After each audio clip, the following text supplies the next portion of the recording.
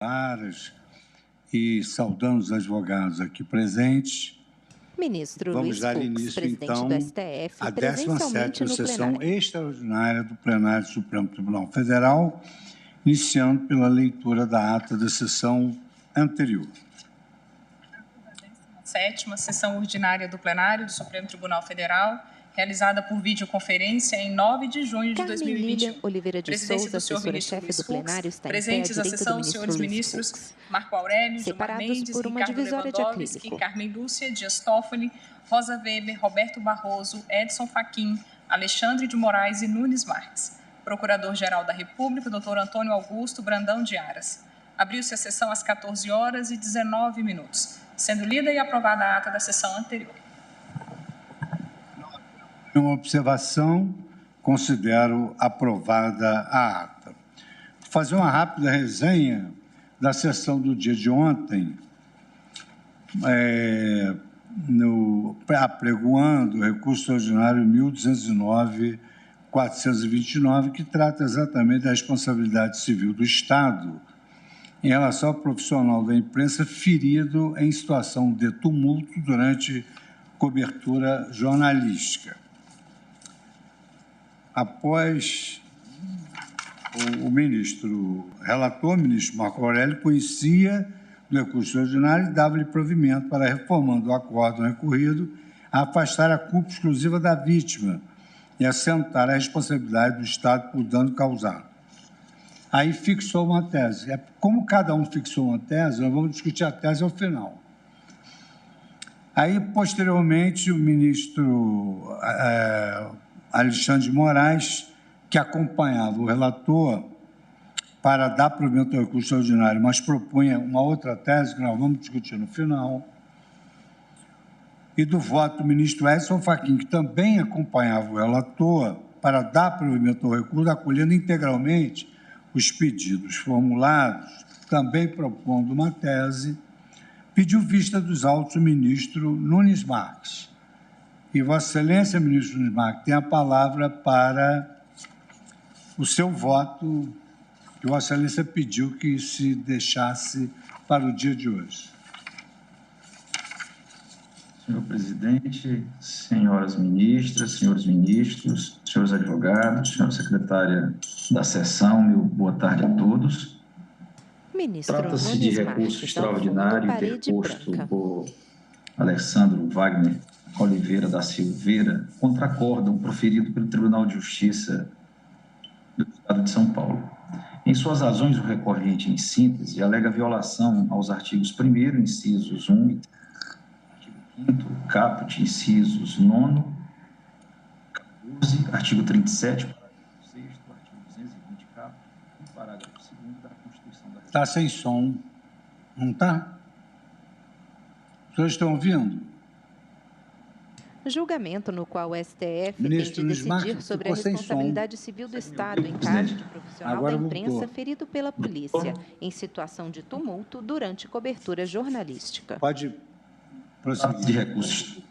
Trata-se de recurso extraordinário interposto por Alessandro Wagner Oliveira da Silveira contra acórdão proferido pelo Tribunal de Justiça do Estado de São Paulo, em suas razões, o recorrente, em síntese, alega violação aos artigos 1º, incisos 2 e 3, artigo 5º, caput, incisos 9 e 14, artigo 27, parágrafo 6º, artigo 220, caput, e parágrafo 2º da Constituição da República. Cabe salientar que a presente controvérsia chegou à Corte via agravo em recurso especial, em recurso extraordinário, que no primeiro momento foi desprovido pelo relator Marco Aurélio, porquanto a matéria constitucional não havia sido pré-questionada, enunciados de súmulas 282, 356 do Supremo Tribunal Federal, e demandaria o reexame do conjunto fático probatório enunciado da súmula 279 desta Suprema Corte. No entanto, o agravo interno, o ministro relator reconsiderou a decisão, assegurando assim o seguimento do presente recurso extraordinário, por entender que o tribunal de origem, ao consignar a espécie, houve culpa da vítima, assentou premissa a violar o direito ao exercício profissional. Em pauta, plenário virtual, especial, por maioria, reconheceu a repercussão geral do 120, tema pertinente à 29, responsabilidade Alexandro da Silveira civil do contra Estado em Estado de relação São a Paulo. profissional de imprensa ferido em situação de durante cobertura jornalística. Tema 1055. Na sessão virtual de 14 de agosto de 2020 a 21 de agosto de 2020, após o relator haver proferido o voto no sentido de dar provimento ao recurso extraordinário para reformar o acórdão recorrido, o ministro Alexandre de Moraes pediu vista e, então, o ministro-presidente designou o feito para julgamento na sessão presencial de 9 de junho de 2021. É o breve relatório. Passo ao voto. Em recurso extraordinário. Excelência pode passar o voto.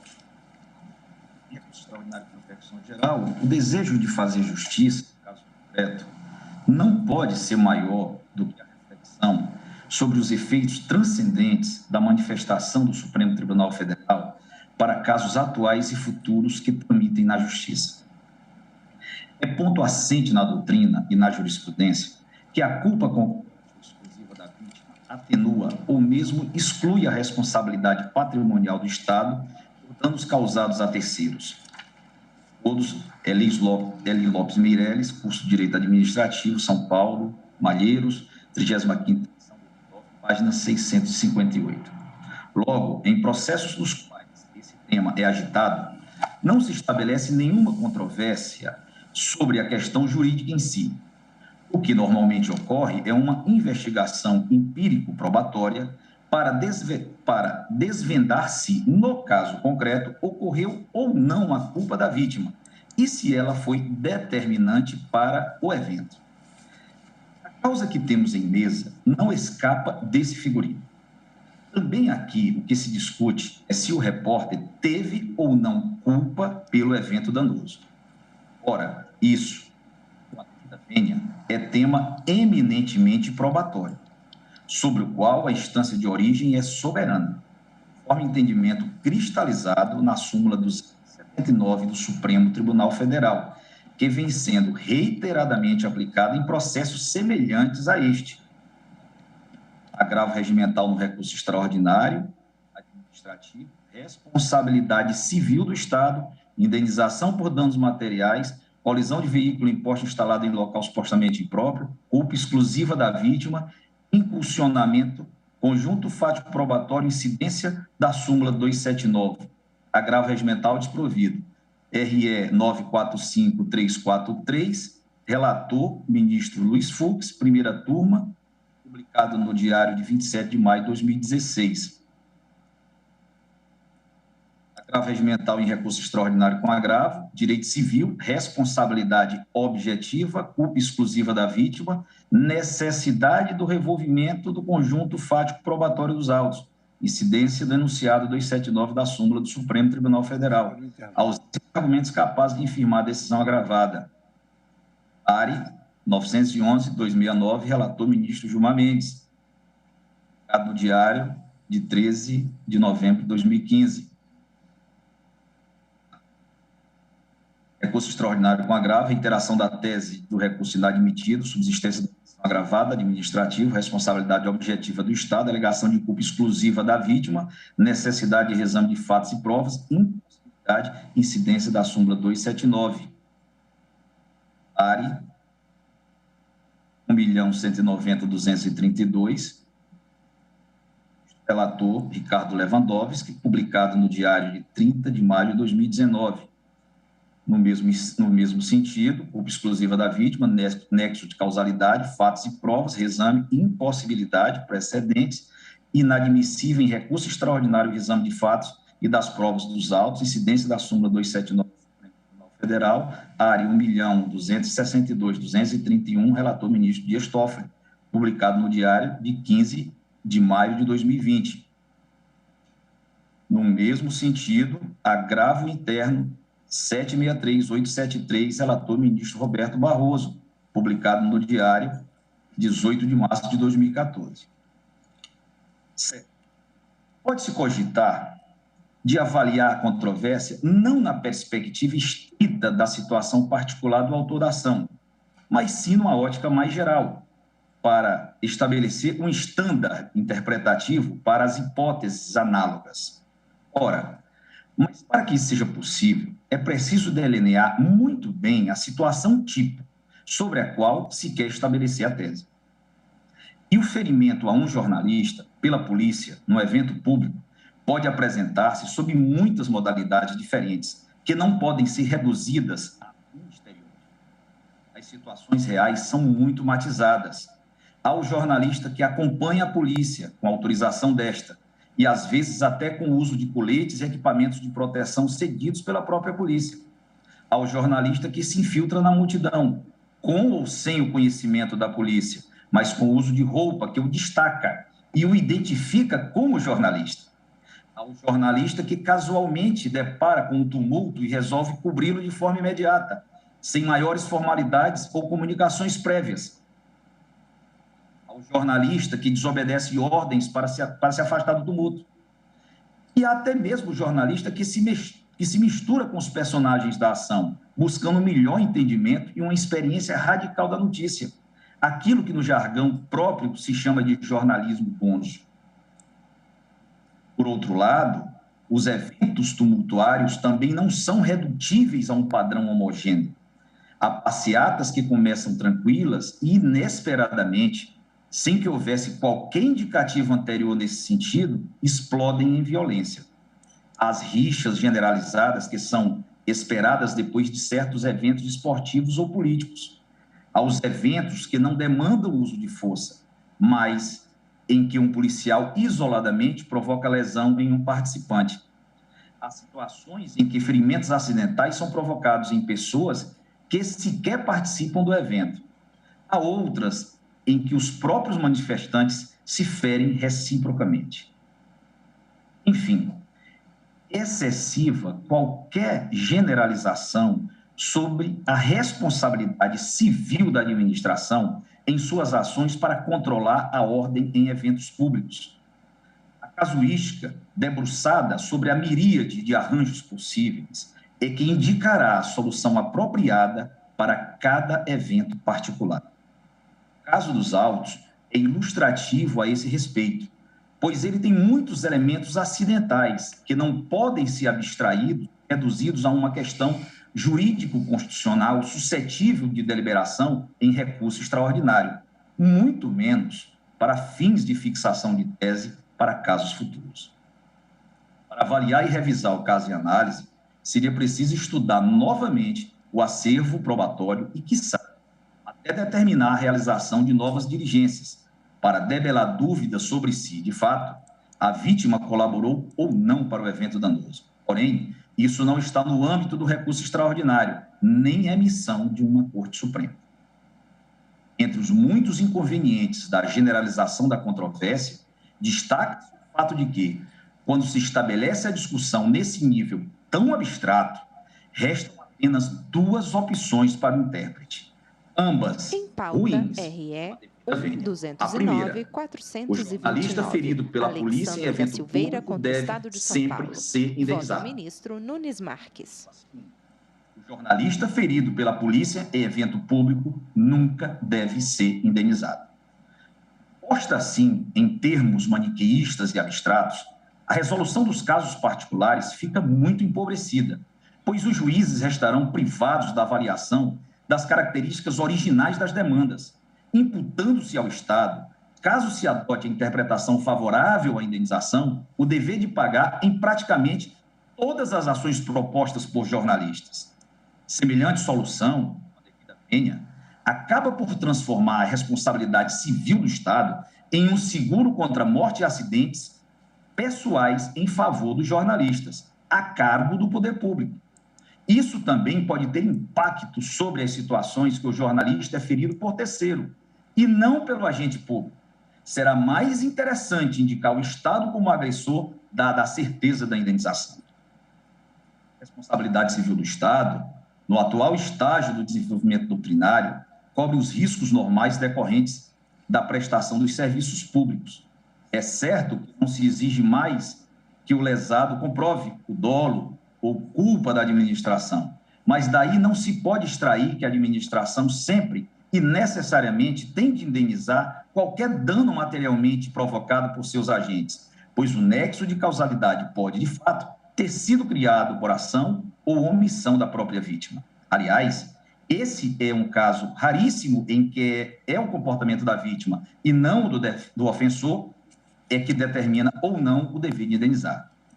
A adoção de uma tese abstrata sobre o problema da responsabilização civil da administração por ferimentos produzidos em jornalistas que cobrem manifestações implicaria ainda a obliteração de qualquer controvérsia sobre a culpa concorrente da vítima, que não elimina, mas reduz o montante da indenização. Outro ponto que me chama a atenção é a responsabilidade civil, é que a responsabilidade civil tem a sua sede constitucional no parágrafo 6º do artigo 37 da Constituição Federal, e exclusivamente nele, com a única exceção da responsabilidade civil por danos provocados por acidentes nucleares, que está no artigo 5º, inciso 23, a linha D da Constituição Federal. A invocação de preceitos constitucionais relacionados à liberdade de imprensa, com a devida vênia, não tem pertinência com o tema. A qualidade especial da vítima de dano não foi considerada pela Constituição para a fixação da responsabilidade civil do Estado. Pelo contrário, ao adotar a responsabilidade objetiva, a Constituição impôs a toda a sociedade uma espécie de solidariedade ampla, de tal maneira que o dinheiro dos tributos arrecadados por todos indeniza o cidadão, seja jornalista ou não, pelo dano especialmente provocado. Estipular uma tese de responsabilidade civil com base na profissão da vítima seria dar uma categoria de pessoas, por via interpretativa, proteção patrimonial maior do que aquela conferida aos demais cidadãos brasileiros, e não a norma constitucional que autorize essa proteção especial. A profissão, a idade, a condição econômica, a extensão do ferimento, etc., tudo isso pode servir de elemento para mensuração do valor da indenização, à luz das circunstâncias do caso concreto, mas não pode ser critério para a definição da própria responsabilidade civil, simplesmente porque não há previsão constitucional nesse sentido. A liberdade de imprensa, como qualquer liberdade, implica riscos. O profissional de imprensa, como qualquer cidadão, não está livre de sofrer acidentes no seu trabalho. E é claro que o jornalista ferido por abuso ou imperícia policial deve ser sim indenizado. Não estou negando isso de forma alguma. O que acontece é que não se pode, sob o argumento da liberdade de imprensa, instituir a regra abstrata de que a vítima, apenas pelo fato de ser jornalista, nunca contribuirá para o evento danoso. Assim, jornalistas que assumem riscos extremos, imprudentemente, contrariando todas as normas de segurança, seriam indenizados depois por eventuais danos por eles sofridos. Ou seja, a sociedade pagaria pela concretização do grave risco assumido voluntariamente por ele. Essa solução já adotaria a concepção da teoria do risco integral, que não está na base do parágrafo 6º do artigo 37 da Constituição, conforme se pode colher na unanimidade da doutrina nacional.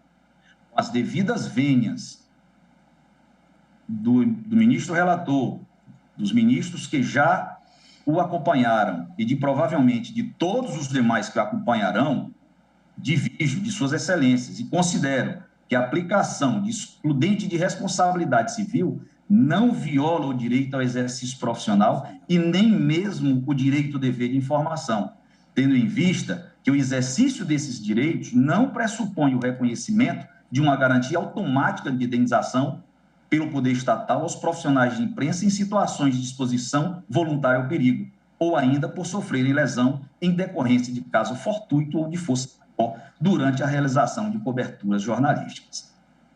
Em outros termos, esses direitos constitucionais não têm a dimensão necessária para que se possa assentar genericamente que a responsabilidade civil objetiva do Estado em relação ao profissional da imprensa ferido durante cobertura jornalística, no contexto de manifestações de tumultos, passe a ser orientada pela extremada teoria do risco integral, que, diversamente da teoria do risco administrativo, não admite o rompimento do nexo causal pelas causas de excludente de responsabilidade. Destaco que o entendimento desta Corte é no sentido de que o sistema jurídico brasileiro não adotou a teoria do risco integral. Recurso extraordinário 841.526, Rio Grande do Sul, de relatoria do ministro Luiz Fux. E recurso extraordinário 234.010, Rio de Janeiro, relatoria do ministro Carlos Veloso. As causas exclusão da responsabilidade, caso fortuito, força maior e culpa exclusiva da vítima e fato de terceiro, não retiram a ilicitude da conduta, tampouco se confundem com as causas de exclusão da ilicitude, estado de necessidade, legítima defesa e exercício regular do direito. Como é sabido, estas últimas, embora eliminem a ilicitude da conduta, não afastam necessariamente o dever de reparar o dano, ao passo que as primeiras, excludentes de responsabilidade, rompem o nexo de causalidade entre a conduta e o dano, descaracterizando a responsabilidade pelo evento dano. Portanto, as excludentes de responsabilidade são aferidas no exame concreto e particular do nexo de causalidade. Voltando ao caso dos autos, tenho que as instâncias de origem estabeleceram que a culpa exclusiva da vítima ocorreu. Não se pode, nessa instância extraordinária, revisitar tal matéria, nem para julgar novamente o caso, por força da súmula 279 do Supremo Tribunal Federal, e muito menos para estipular uma tese abstrata para casos futuros. O Tribunal de Origem expressamente afirmou, bem ou mal, que pela prova dos autos foi possível inferir que o autor se colocou na situação de risco. Vejamos, abro aspas, o autor, embora não fosse um dos manifestantes ou um daqueles que diretamente provocou o tumulto ou causou a reação policial, encontrava-se no local como repórter fotográfico no meio daquela confusão, ou seja, tumulto, entre os manifestantes e os policiais, buscando extrair fotografias do que ocorria, e assim realmente colocou-se em situação de risco ou de perigo, que sai inerente à sua profissão. Julgamento Folhas no qual o 267 STF e tem de decidir 432. sobre a Permanecendo, responsabilidade então, civil no do local do Estado tumulto, em caso dele de não se profissional da retirando ao imprensa tempo em que ferido o pela conflito tomou polícia em proporções situação de agressivas tumulto e de durante risco à cobertura integridade jornalística. física, mantendo-se, então, no meio dele. Nada obstante, seu único escopo de reportagem fotográfica, o autor colocou-se em quadro no qual pode afirmar ser dele a culpa exclusiva do lamentável episódio do qual foi vítima. Fecho aspas. Não há como escapar dessa premissa sem reavaliação dos fatos e das provas. E mesmo que se pudesse revisar o caso a fundo, isso não autorizaria a fixação de uma tese para casos futuros, dado que o evento em análise não representa uma amostra relevante de todas as possíveis configurações fáticas que podem suceder a respeito do ferimento de jornalistas em eventos públicos. Então, senhor presidente, pedindo a mais respeitosa vênia aos que pensam de forma contrária, eu inauguro a divergência e muito provavelmente a encerro também. Muito obrigado, ministro. Presidente. Pois não. Eu poderia só fazer um breve à parte, Vossa Excelência? Só uma... Com todo prazer, ministro Alexandre de Moraes. Obrigado, presidente. Bem, cumprimentando a todos, presidente Luiz Fux, a vice-presidente Rosa Weber, a ministra Carmen, a todos os ministros, e agora, em especial, o ministro Nunes Marques. Ministro Eu gostaria só de fazer uma observação, até porque a minha grande preocupação do voto proferido ontem foi exatamente não adotar a teoria do risco integral. Por isso que, inclusive, na tese, propus algumas condicionantes. A única observação que eu gostaria de dizer que a mera análise fática já exclui, com todas as vênias, os posicionamentos em contrário, já exclui a possibilidade de culpa exclusiva da vítima. E por que isso? Esses projéteis de borracha, né, as balas, chamadas balas de borracha, julgamento no qual elas o foram STF criadas tem de decidir sobre a responsabilidade e utilizadas pela primeira vez em 1970 pelos ingleses contra os irlandeses, a Irlanda do Norte, naqueles problemas que duraram mais de uma década. E desde então, de 1970 até hoje, e hoje, em todos os protocolos das polícias militares do Brasil e, especificamente, no protocolo da Polícia Militar de São Paulo, a bala de borracha ela só pode ser desferida da cintura para baixo. É um protocolo mundial e, eu garanto aqui, é o protocolo da Polícia Militar do Estado de São Paulo, que o direcionamento deve ser da cintura para baixo. Se o ferimento for da cintura para cima, só isso já mostra a imperícia e a imprudência daquele que manuseou. No caso, quando acerta o olho de uma pessoa, obviamente, a culpa exclusiva, em qualquer situação da vítima, a culpa exclusiva já está afastada, porque ela não pode ser utilizada dessa maneira, porque são as únicas duas formas de retirar a característica de uma arma não letal, que é a utilização de projéteis de borracha, é atirar na face ou atirar próximo das costelas do coração. Então, por isso que todos os protocolos direcionam para que o tiro seja da cintura para baixo. Obrigado, presidente. Bueno, muito obrigado pela colaboração, ministro Alexandre Moraes. Agora passo a palavra na ordem de votação. O ministro Fachin votou ontem. Agora passa a palavra ao ministro Luiz Roberto Barroso para o voto.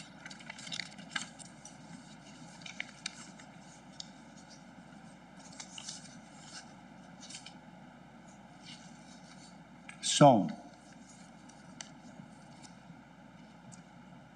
Boa tarde, ministro Luiz Fux, nosso presidente. Boa tarde, ministra em pauta Carmen Lúcia, RE ministra Rosa Weber, 1.209.429, Alexandre da Silveira contra o Estado de São Paulo. Senhores advogados.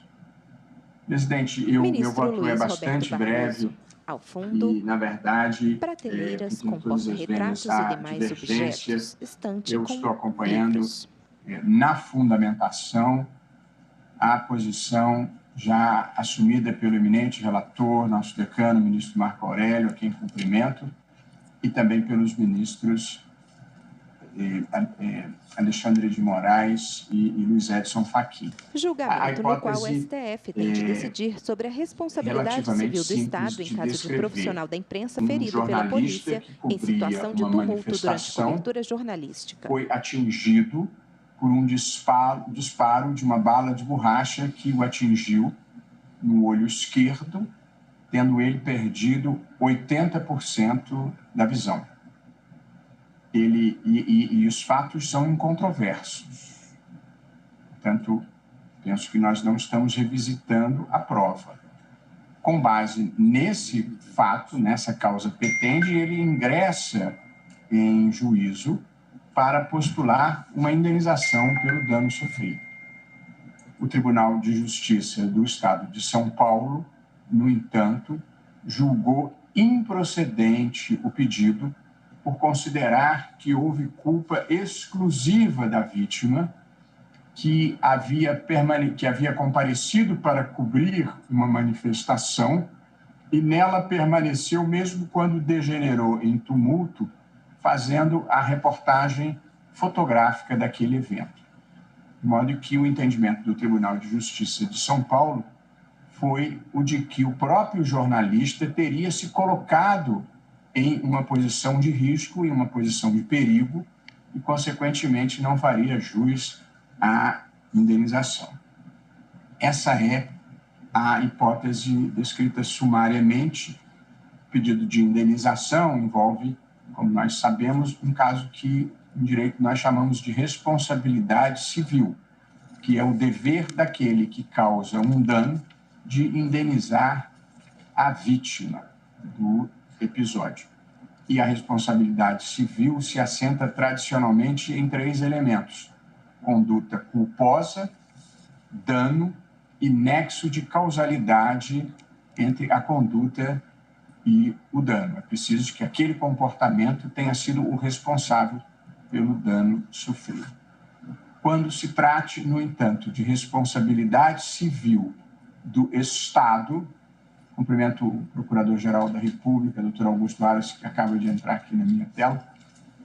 Quando se trate de responsabilidade civil do Estado, retira-se a qualificadora culpa da conduta e, portanto, não se exige para legitimar uma indenização em face do Estado que a conduta tenha sido culposa. E, portanto, basta que tenha havido uma ação estatal, um dano e um nexo de causalidade entre uma coisa e outra. A lógica que justifica a responsabilidade civil, como nós bem sabemos, é que se a atuação do Estado, que representa a coletividade, causa um dano a alguém, toda a coletividade deve repartir entre si o ônus da reparação daquele dano.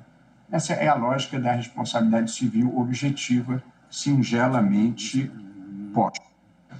A responsabilidade civil do Estado, todavia, ela não subsiste caso o dano tenha decorrido de uma culpa exclusiva da vítima.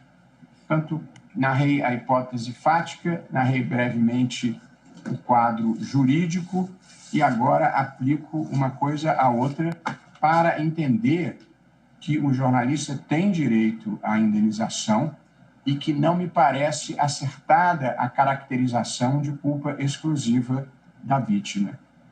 Porque quando um jornalista cobre um evento, documenta uma manifestação, mesmo que ela eventualmente degenere em tumulto, mais do que exercendo um direito próprio, ele está exercendo um direito da coletividade, na verdade, um direito de cada um de nós, que é o direito de sermos adequadamente informados sobre o que está acontecendo.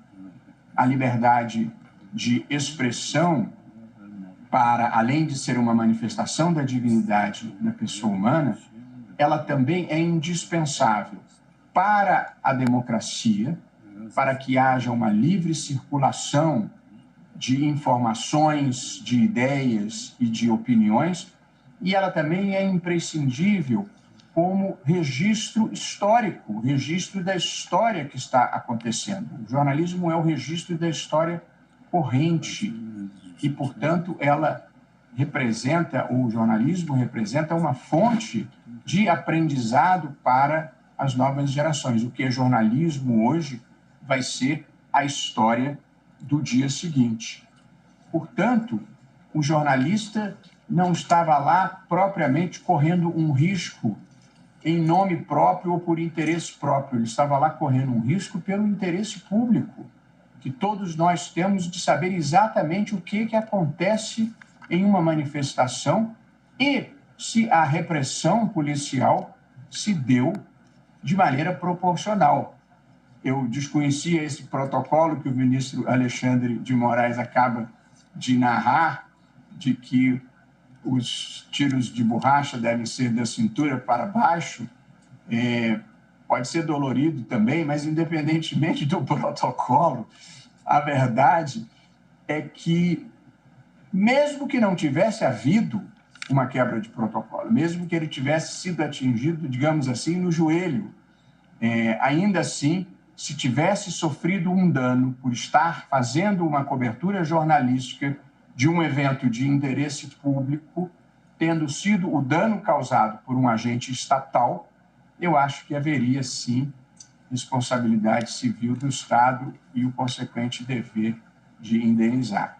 Por essa razão, presidente, eu estou acompanhando a posição do eminente relator, os seus fundamentos, só porque é a praxe na minha elaboração de votos, eu concluo com uma breve tese, mas, evidentemente, vamos discutir lá ao final, mas digo eu, o Estado responde civilmente por dano causado a profissional de imprensa que, ao realizar cobertura jornalística de manifestação pública, é ferido por agente da Força de Segurança.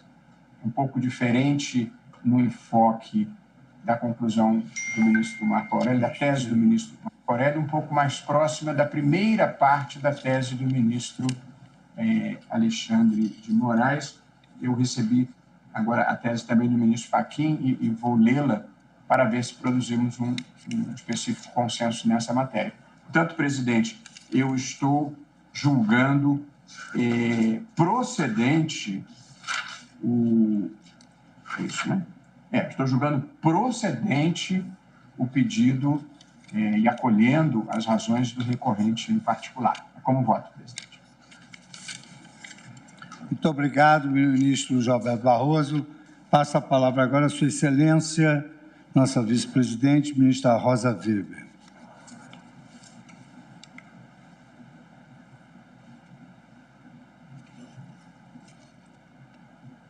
Som.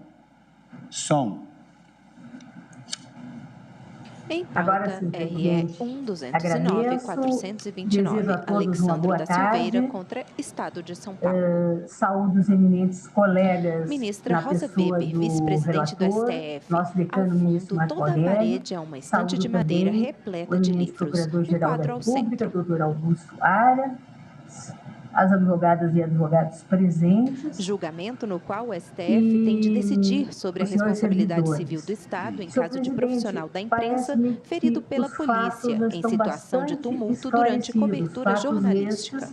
Consagrados e consignados no acórdão recorrido, acórdão do Tribunal de Justiça de São Paulo, e tais fatos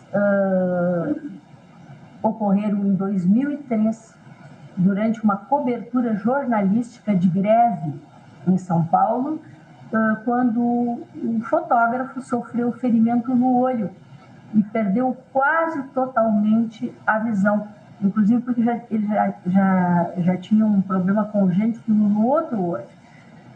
No momento, havia um confronto generalizado entre grevistas e policiais. Na verdade, houve uma condenação em primeiro grau, que foi revertida, a indenização, que foi revertida em segundo grau. E contra esta conclusão, interposto o recurso extraordinário, a que o eminente relator propõe provimento, no sentido de afastar o que se entendeu como causa excludente da responsabilidade, a culpa exclusiva da vítima, e assentar a responsabilidade do Estado pelo dano causado. Extrai-se, senhor presidente, como também já foi dito, do acórdão recorrido, que houve um presumido disparo policial, tiro com balas de borracha, que gerou o dano.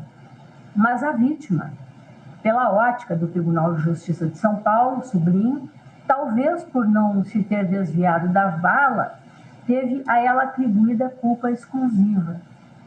Essa tese, na minha visão, já seria em si equivocada, pela simples constatação de que a vítima não tomou parte do confronto entre manifestantes e policiais. Era um terceiro, um profissional de imprensa, alheio ao conflito. E se deste não participava, não há data vênia como se lhe imputar responsabilidade alguma. Contudo que essa Suprema Corte já reconheceu culpa exclusiva da vítima em caso de responsabilidade estatal, quando houve o falecimento de pessoa que surfava sobre um trem de passageiros e veio morrer eletrocutada. Falo do recurso extraordinário 234.010, agravo regimental, segunda turma, sob a relatoria do ministro Carlos Veloso, publicação em 23 de agosto de 2002. Na época, consignou-se que a Constituição não acolhe a teoria do risco integral. Naquele caso, da vítima surfando sobre um trem, sobreleva a gravidade dessa conduta, pois a vítima escolhera trafegar sobre o trem ao invés de permanecer no interior do vagão. Nesta hipótese, nesta que estamos a examinar, não houve, repito, participação alguma do fotógrafo no evento, de que ele apenas fazia cobertura no exercício de sua atividade profissional, a menos que se admita, como fez o Tribunal de Justiça de São Paulo, com a devida vênia, que sua simples presença física no momento do confronto fosse suscetível de caracterizar tal situação. Tal compreensão implica inviabilizar o exercício da atividade jornalística em qualquer situação de risco. Se a simples presença do repórter é causa excludente de responsabilidade por qualquer dano que venha a sofrer, impõe-se a sua ausência e, com isso, limitada se encontra a atividade justamente em situações que, de modo geral, exigem tal presença, mas em um Estado democrático de direito. A decisão recorrida, por isso mesmo, a meu juízo, desborda dos limites da responsabilidade civil do Estado e ofende, de modo claro, bens jurídicos outros protegidos constitucionalmente. Não se trata de estabelecer apenas o alcance da responsabilidade civil, mas o livre exercício do jornalismo, valor essencial, sublinho, nas democracias. Há, portanto, fundamento constitucional a revisão do julgado, pelo que eu acompanho, senhor presidente, na íntegra, o eminente relator, dando provimento ao recurso. Porém, peço vênia para guardar reserva quanto à amplitude da tese sugerida, que nos termos em que posta equivale, na minha visão, a admitir a teoria do risco integral, não prevista na Constituição. Por mais que se reconheça a envergadura constitucional da liberdade de imprensa e o valor do exercício da profissão de jornalista, a correlação entre jornalismo e responsabilidade do Estado não afasta a possibilidade de reconhecimento de eventual cláusula excludente de responsabilidade dentro da teoria do risco administrativo. Se o jornalista, por exemplo, escolhe tomar parte do conflito, afrontando fisicamente os policiais, os contornos fáticos são diversos e precisarão ser valorados em seus próprios termos, que estão, na minha visão, autorizados pela Constituição. Por isso, senhor presidente, eu voto pelo provimento do recurso extraordinário, com o restabelecimento do juízo de procedência do pedido indenizatório, conforme definido pelo relator, porém, endosso uma redação restritiva da tese, de modo a afastar a adoção da teoria do risco integral.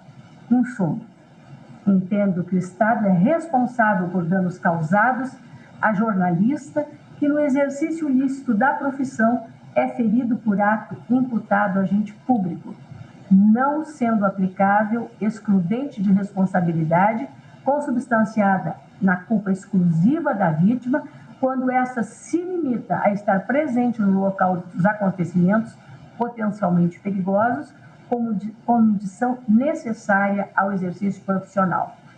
Eu voto, senhor presidente, que parece-me, digamos, se alinha ao voto e à fundamentação proposta pelo eminente ministro Alexandre de Moraes com relação a essas peculiaridades. Agradeço. Pois não, ministra Rosa Weber, muito obrigado. Passa a palavra agora ao ministro Dias Toffoli. Julgamento no qual o STF tem de decidir sobre a responsabilidade civil do Estado em caso de profissional da imprensa ferido pela polícia em situação de tumulto durante cobertura jornalística. Servidores, todos que nos acompanham, eu dou provimento ao recurso, senhor presidente, pedindo vênia ao ministro Nunes Marques, e quanto à tese, eu vou aguardar o momento da sua discussão específica, na medida em que há mais de uma proposição de tese. Mas, quanto ao sentido do recurso extraordinário, eu acompanho o relator. É como voto. Muito obrigado, ministro Dias Toffoli. Passo a palavra agora à sua excelência, ministra Carmen Lúcia. Em pauta, RE 1-209-429, Alexandra da Silveira contra Estado de São Paulo. Senhores ministros, que cumprimento na pessoa do ministro relator, ministro Marco Aurélio, também eu, senhor presidente, cumprimentando também os senhores advogados, senhor procurador-geral, também eu, senhor presidente, vou pedir todas as vênias ao ministro Nunes Marques para acompanhar o ministro relator no que se refere ao provimento do recurso. E peço vênia porque, como já foi aqui reiterado, a responsabilidade administrativa do Estado, essa responsabilidade extracontratual, há de ser interpretada segundo princípios maiores da Constituição, incluída aí o princípio da República, do artigo 1º, porque não há república sem responsabilidade dos agentes públicos, mais ainda do que se tem em relação a uma condição de horizontalidade nas relações entre os particulares, está fixada de forma expressa no artigo 37, no seu parágrafo 6º, e eu lembraria, senhor presidente, que é da democracia que o Estado responda pelos danos que causar e que, neste caso, é incontroverso. O ministro Nunes Marques, na esteira do que já foi dito, que o sistema brasileiro não acolhe o princípio da responsabilidade integral, salvo em casos específicos, mas também é certo que não se restringe ao que está posto no artigo 37. Basta ver que no artigo 5º, inciso 75, a Constituição é expressa ao prever que o Estado indenizará no caso de erro judiciário. E, portanto, não se acaba a formulação constitucional da responsabilidade apenas no artigo 37, parágrafo 6º, que há de ser interpretado, evidentemente, de acordo com os princípios maiores da Constituição. Rapidissimamente, senhor presidente, lembro apenas que quando não se tinha uma norma constitucional com a extensão que hoje se tem, alguns administradores, que a gente hoje rotularia de democratas, acolheram a responsabilidade quando não havia essa previsão, nem uma jurisprudência tão sedimentada. Eu lembro que é comum se citar em Minas Gerais um caso na década de 50, quando o então advogado do Estado falou ao governador Juscelino Kubitschek que uma criança tinha caído e se machucado por falha num brinquedo numa escola estadual. E que, então, a mãe queria indenização, ao que o JK teria dito, é apenas para ver quanto é a indenização. E me lembro também que, na década de 80, o então secretário do governador Mário Covas, professor José Afonso da Silva, também num caso em que não havia previsão expressa por causa de um tumulto, ao explicar para o governador, recebeu a determinação do governador Mário Covas, que era para ver como se fazer a indenização. A mesma coisa aconteceu quando houve o que seria um erro, o que teria sido um erro da administração pública ou de seus agentes, no caso da escola de base, que ficou tão famosa no Brasil por um gravame tão grande. Não se discutiu em que ponto, se era responsabilidade integral, se era responsabilidade administrativa, qual a extensão. Sabia que o Estado tinha que responder, porque a responsabilidade é inerente ao princípio democrático que constitui um Estado. E por isso, nesse sentido, quando um jornalista que cumpre uma função social pelo que o recorte profissional, em um outro caso, haverá sim de ser considerado o jornalista ou o profissional, por exemplo, da medicina, muitas vezes ele atua sim em nome da sociedade, como parte da sociedade. No caso do jornalista, nem se diga, porque a cobertura do fato, como está acontecendo, no momento que está acontecendo, com todas as consequências, é fonte permanente de riscos inerentes à profissão, mas por isso mesmo de cuidados que precisam de ser dados pelo Estado. Por isso, acho que pela própria condição de cumprir uma função social que o jornalista o tempo todo empreende em benefício de toda a sociedade, na garantia da democracia, há de se relevar exatamente os contornos da responsabilidade administrativa ou extracontratual do Estado, que é o caso especificamente. Ademais, o que se põe no acórdão recorrido chega a ser quase bizarro quando se afirma que o jornalista não teria se desviado da bala. Imagina se a cada momento do que nós estamos vendo tão amarguradamente no Brasil, de pessoas mortas por causa de balas chamadas perdidas, mas que acham suas vítimas, se a gente tivesse que levar em consideração esse tipo de observação, mais ainda pelo Poder Judiciário, com todas as vênias da compreensão e da exposição feita. Por isso mesmo, incontroversos os fatos, tal como já foi relevado aqui, o que afasta a aplicação da súmula 279, o que não pede em nenhum momento que seja refeito, reavaliada a prova ou acervo probatório produzido, certo é que há um quadro de incontroversa responsabilidade do Estado, ainda que não se tivesse a expressão do parágrafo 6º do artigo 37, mas como próprio de um Estado responsável, e não vou acreditar que o Estado possa ser leviano numa república democrática. Portanto, pela própria responsabilidade decorrente dos quadrantes principiológicos da Constituição, tenho que há de ser dado provimento ao recurso nos termos feitos pelo ministro relator. Apenas quanto à tese, também eu me conduzo muito mais próximo ao que foi exposto pelo ministro Alexandre de Moraes, mas também aguardo, porque o segundo item do que foi lido, ministro Alexandre, como só ouvi, não vi, então aguardo para me manifestar de uma forma mais específica.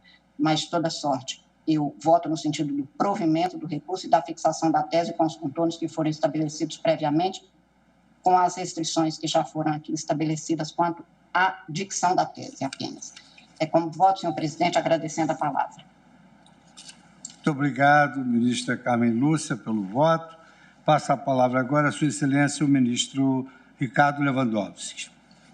Boa tarde, presidente. Boa tarde. Cumprimento todos os presentes na pessoa de vossa excelência. Senhor presidente, eu vou me ater aos contornos do caso concreto. Eu, tal como relator, entendo que não houve aqui, de forma nenhuma, culpa exclusiva da vítima a afastar a responsabilidade do Estado pelo dano causado, no caso, à vista deste profissional de imprensa. Vota o ministro Ricardo Lewandowski, julgamento no qual o STF tem de decidir sobre a responsabilidade civil do Estado em caso de profissional da imprensa ferido pela polícia em situação de tumulto durante cobertura jornalística. Absolutamente normal, consentânea com o exercício da profissão, portanto, emerge, a meu ver, sim, a responsabilidade do Estado pelos ferimentos que lhe foram causados pelas forças de segurança. No entanto, senhor presidente, eu compartilho das preocupações de alguns ministros que me antecederam, como o ministro Cássio Nunes, o ministro Alexandre de Moraes, a própria ministra Rosa Weber, que dizem com razão que nós não adotamos a teoria do risco integral.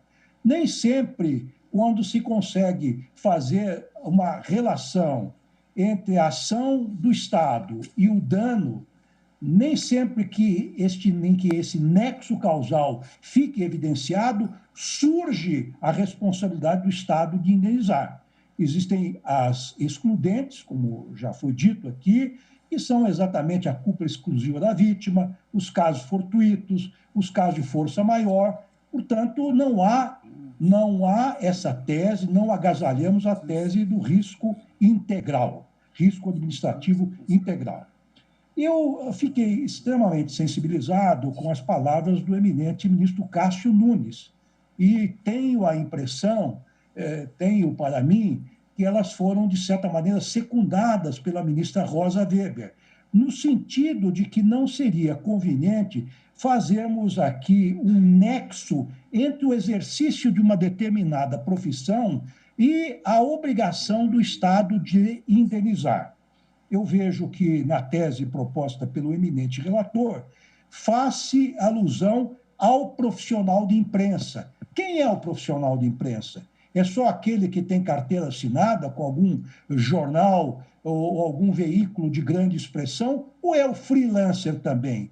Ou é aquele que trabalha para algum blog e, com o seu celular, comparece a algum evento e tira fotos? Este também é um profissional da imprensa? É um repórter fotográfico? De outra parte, existem outros profissionais presentes também em eventos dessa natureza, como, por exemplo, os profissionais de limpeza, os profissionais de saúde. Esses também estariam cobertos pelo simples fato de exercerem uma determinada profissão, por este seguro universal a que aludiu o ministro Cássio Nunes. Então, senhor presidente, eu, expressando esta minha preocupação com a tese, especialmente a partir deste voto mais incisivo agora apresentado pelo ministro Cássio Nunes, eu conheço do recurso, dou provimento ao recurso para reformar o acórdão recorrido, afastar também a culpa exclusiva da vítima e declarar que o Estado, sim, é responsável pelo dano causado. No entanto, vou me reservar para depois me manifestar de forma mais vertical sobre a tese, se eventualmente este resultado prevalecer. É como voto, senhor presidente. Muito obrigado, ministro Ricardo Lewandowski. Passa a palavra agora à sua excelência, o ministro Gilmar Mendes. Boa tarde, presidente. Boa tarde a todos, senhoras ministras, senhores ministros, senhor Procurador-Geral da República, senhora secretária, eu digo o seguinte, presidente, fazendo um breve resumo do meu voto. Cito o RE 130.764, no qual da relatoria o STF do tem de decidir sobre a responsabilidade civil do Estado em caso de profissional da imprensa ferido pela polícia em situação de tumulto durante cobertura jornalística. Em grau de jurisdição extraordinária.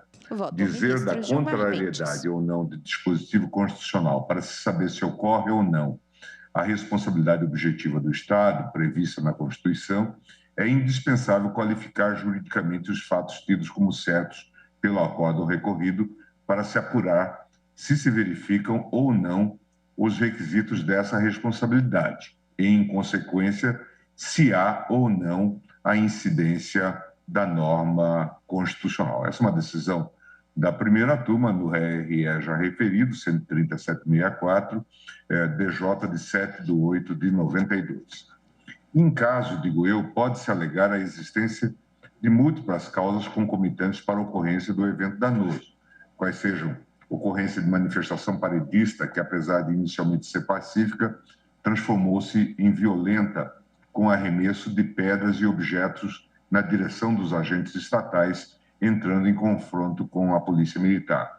Interrupção de vias públicas, situação de conflagração de uma verdadeira batalha campal, estando de um lado os manifestantes e de outra a polícia, com a participação de jornalistas, fotógrafos e demais profissionais de imprensa como espectadores.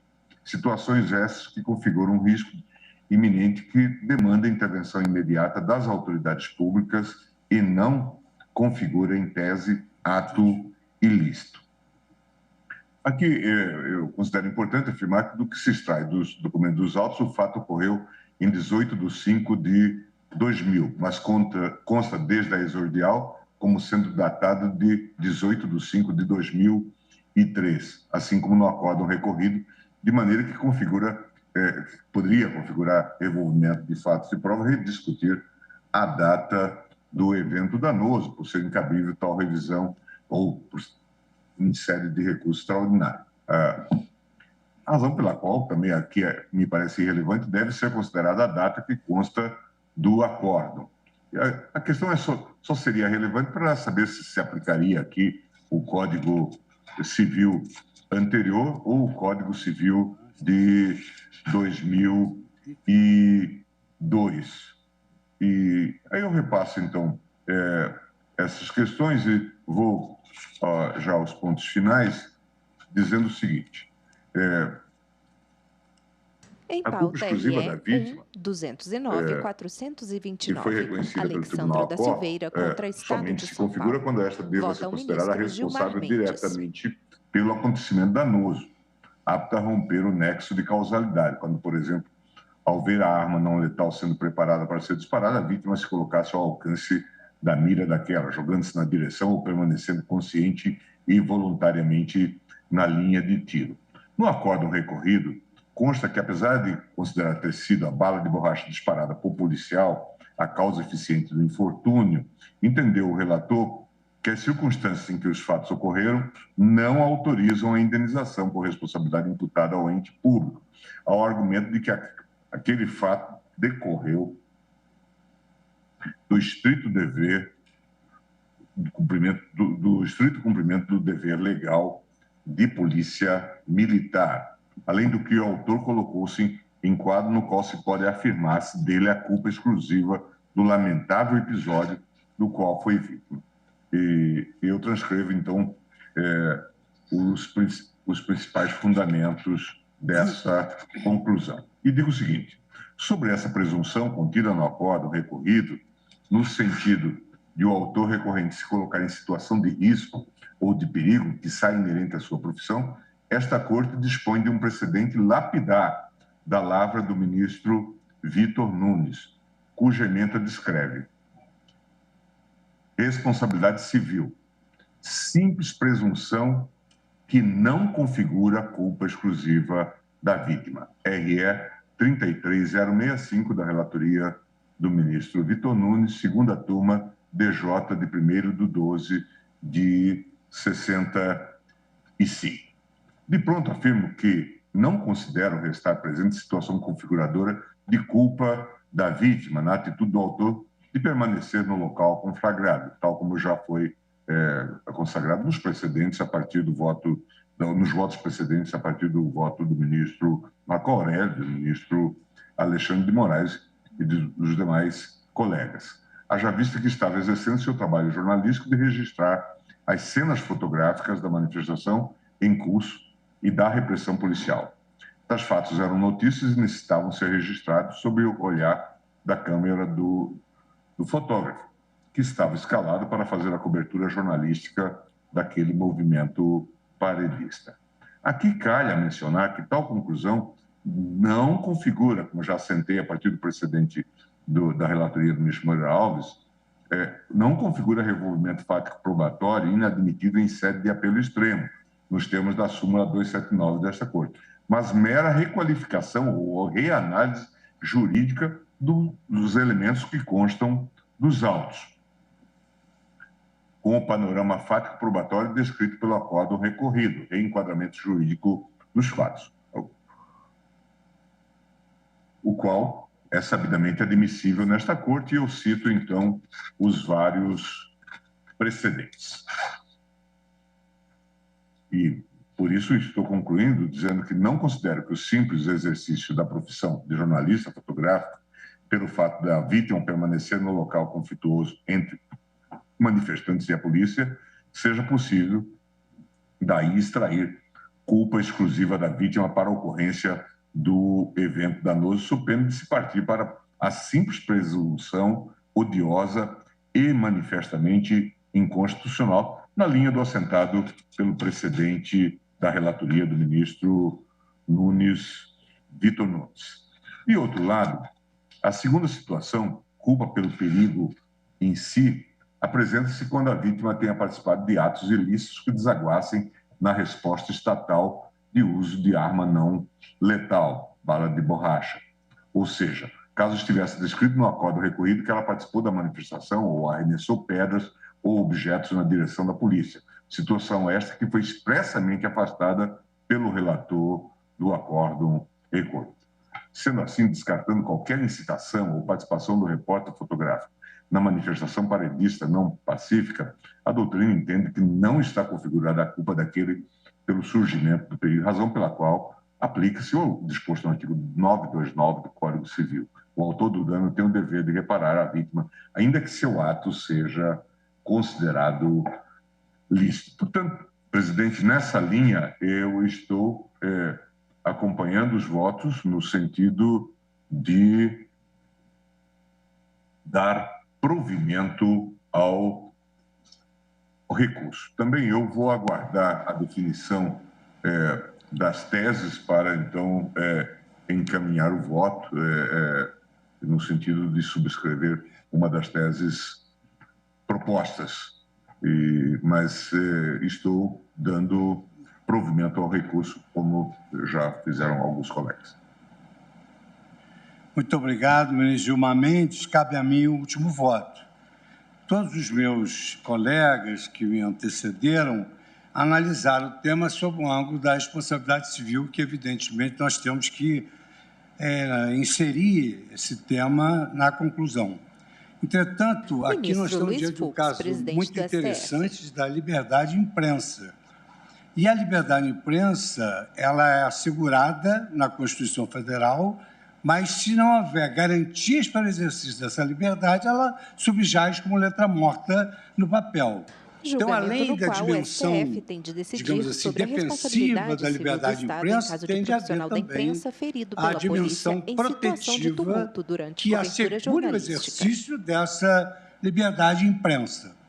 Normalmente, nesses eventos, a imprensa ela testemunha se há exercícios regulares de direito ou abuso de direito. Então, é muito importante a presença da imprensa nesses eventos, porquanto ela representa, vamos dizer assim, um dos pilares da democracia, na medida em que essa liberdade constitui pressuposto básico desse regime político.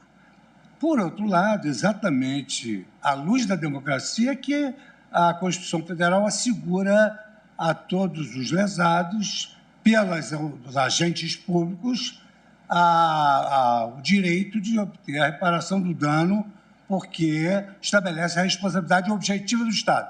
O que é a responsabilidade objetiva do Estado? É uma responsabilidade que não se indaga a culpa. Não há necessidade de se indagar a culpa. Basta a conduta do agente, o dano causado e o nexo de causalidade. O que houve na espécie? Um policial, no afã de conter uma manifestação democrática, disparou uma bala de borracha que causou lesão definitiva, permanente, nos olhos de um jornalista, que normalmente são identificados ou por coletes ou por determinadas credenciais. Então, é absolutamente inegável, nesse caso, a responsabilidade objetiva.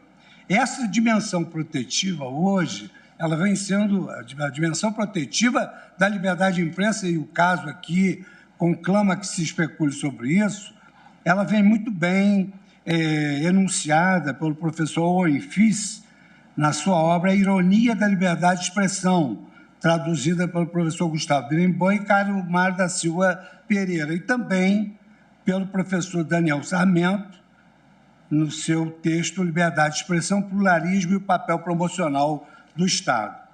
Por outro lado, o ministro Alexandre de Moraes também citou uma questão muito importante, que é essa utilização de armas não letais. Hoje fala-se em torno dessas armas não letais em segurança cidadã.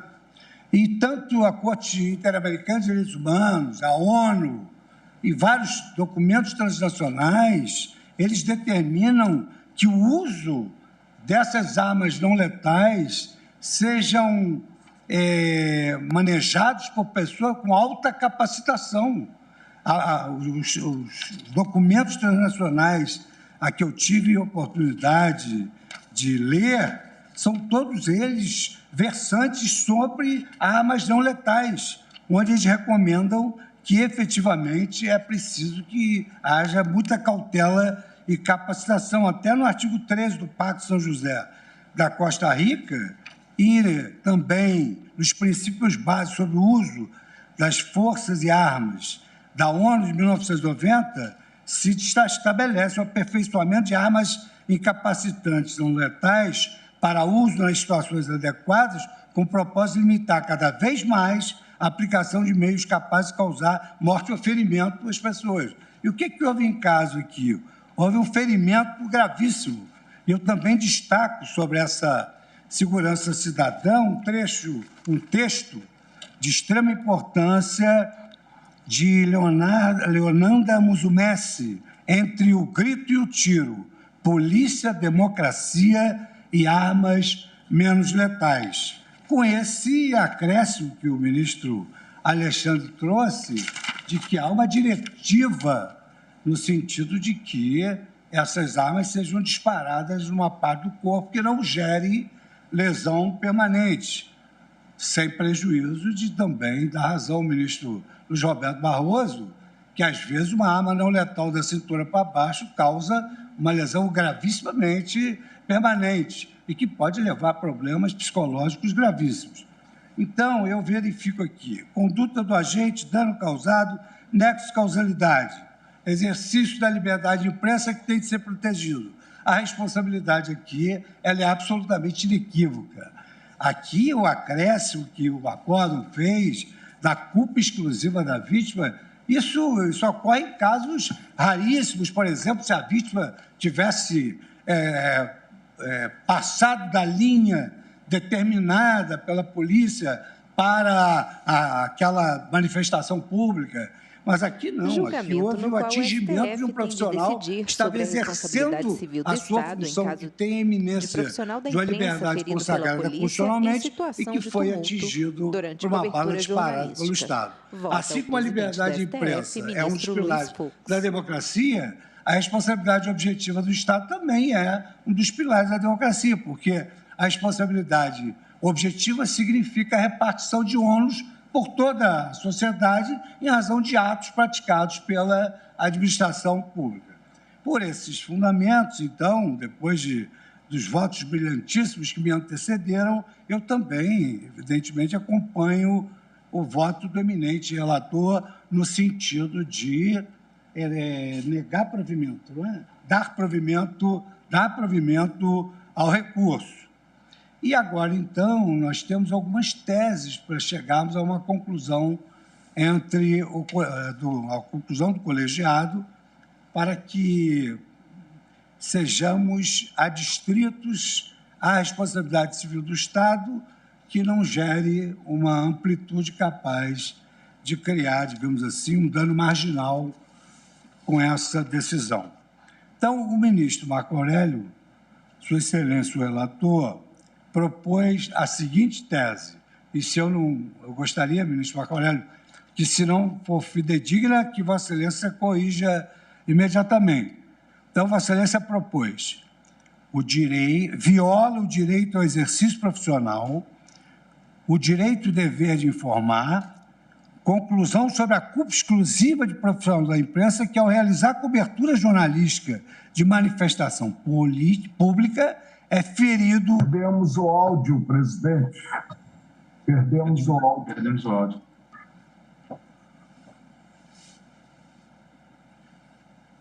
Um momentinho que eu vou ter... Recuperou agora? Não. O presidente está boicotando a participação de Vossa Excelência. A minha liberdade... O ministro Marco Aurélio. De votar, eu vou mexer aqui... Espera aí. Não é aqui? Agora me ouve? Não, agora não. Me ouvem agora? Não?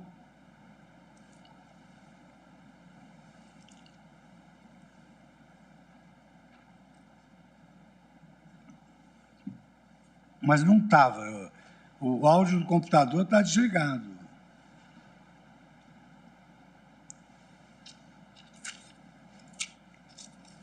Um minuto. Em pauta RE 1.209.429, Alexandro da Silveira contra Estado de São Paulo. Acho que o senhor consegue conversar com eles aqui, se eu tirar o áudio. Vamos conversar por aqui.